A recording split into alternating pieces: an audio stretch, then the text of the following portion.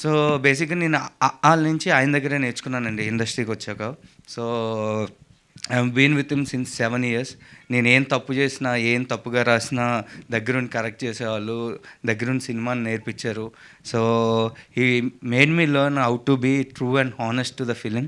ఎంత ఇలా నేను ఈరోజు ఉన్నానంటే అది అండర్ హిస్ గైడెన్సే. Thank you. Thank you so much.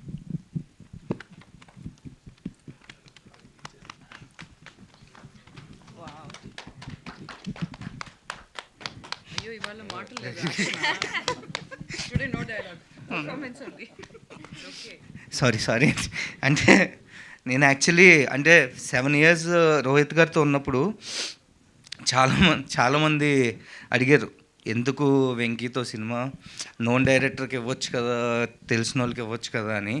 So but ఆయన ఎప్పుడు అది నా వరకు తీసుకురాలేదు.